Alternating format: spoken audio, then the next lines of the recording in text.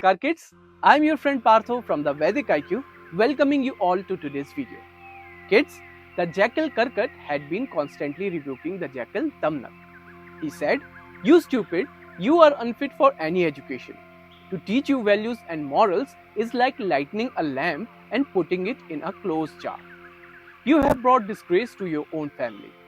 The wise men have said that there are 4 kinds of sons in this world: born, equal born, best born, and worst born. Born are the sons who inherit qualities from their mothers.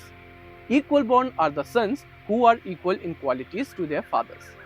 Best born are the sons who excel and surpass everyone in terms of qualities and virtues. And the last one, worst born, are the sons who are considered the lowest or the least virtuous.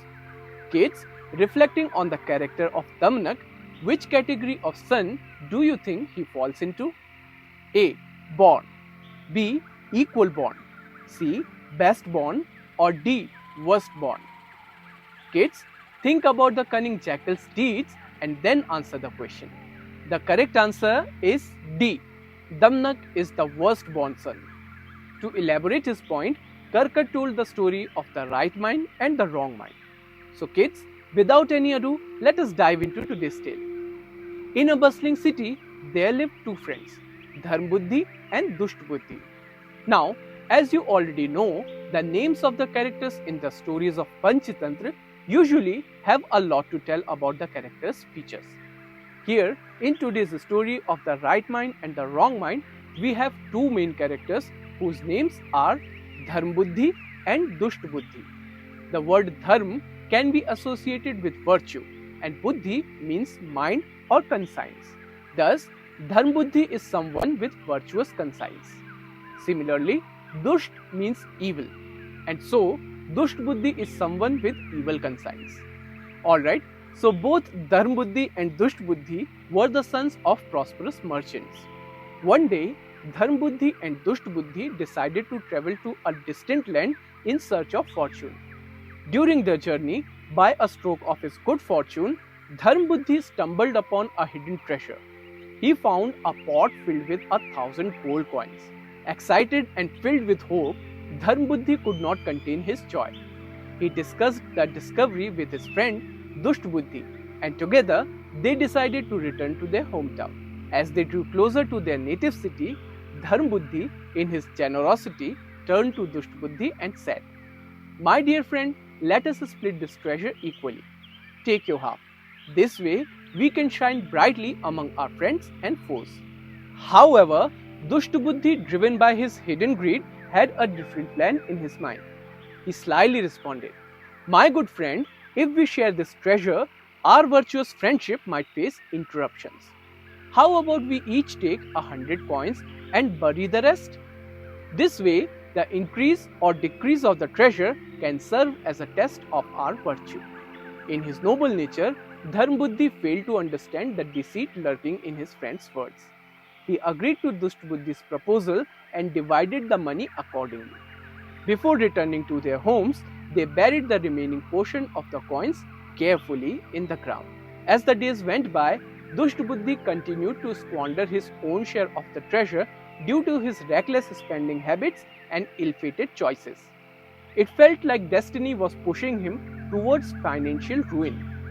Consequently, he went to Dharmbuddhi and proposed another division of the remaining money. Dharmbuddhi, as always, agreed to share. After a few days, the same thing happened again. Dushtbuddhi spent all his money and was left with none. As a result, Dushtbuddhi contemplated, "If I divide another 200 coins with Dharmbuddhi, what's the use of the remaining 400? Even if I steal it, it won't be much. I'd rather take the whole 600 coins." With this scheme in his mind, he secretly retrieved the treasure, concealing all evidence of his theft. A month later, Dushtbuddhi went to Dharmbuddhi again and said, "Friend, let us divide the remaining coins equally between us." Dushtbuddhi took Dharmbuddhi to the exact spot where they had buried the coins and began digging.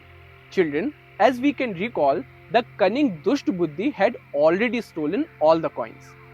Feigning frustration, he struck himself on the head with the empty pot and shouted, Where did the treasure go? Surely, Dharmbuddhi, you have stolen it. Give me my half or I'll take you to the court. Dharmbuddhi, steadfast in his honesty, retorted, Hold your tongue, deceiver. I did not steal it. I am sure it must be your cunning plan. With their dispute unresolved, the two friends took their case to the court. The judges, upon hearing the facts, decided to subject both the friends to an ordeal.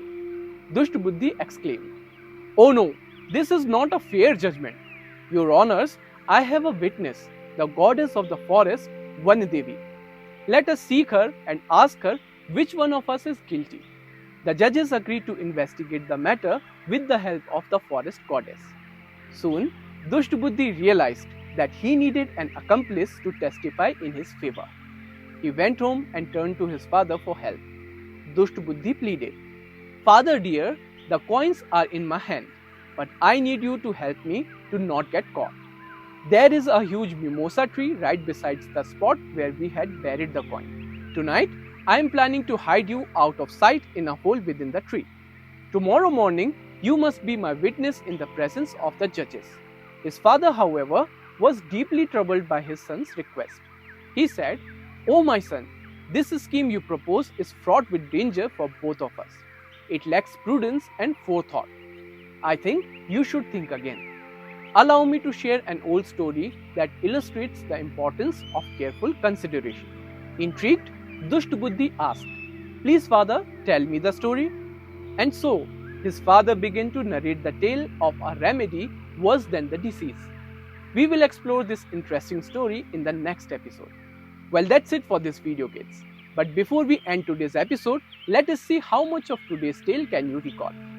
So, my first question is, why did Dushtbuddhi want to divide the treasure into smaller portions? Is it A. He wanted to test Dharmbuddhi's honesty. B. He was trying to avoid paying taxes on the entire sum. Or C. He planned to steal the coins eventually. The correct answer is C. Dushtbuddhi wanted to steal all the coins. My next question is, how did Dushtbuddhi react when they could not find the treasure during their final division? Your options are A. He accused Dharmbuddhi of stealing the treasure. B. He confessed to stealing the treasure. Or C. He decided to give up on the treasure. The correct answer is A. Dushtbuddhi started accusing Dharmbuddhi of stealing the money. Okay, one last question. Why did Dushtbuddhi suggest involving the goddess of the forest to determine the truth? Is it because A. He believed in divine intervention, B. He wanted to manipulate the situation, or C. He genuinely thought that the goddess could help? The correct answer is B. Dushtbuddhi wanted to manipulate the situation by involving the goddess of the forest. Alright kids, it is time to wrap up this adventure. But remember, as you continue your journey through life, let your virtues be your guiding stars. When you walk the path of honesty and integrity, success will always be on your side. Join me in the next episode where we dive into the story of a remedy worse than the disease and see if the real thief of the coins gets caught or not. Namaskar.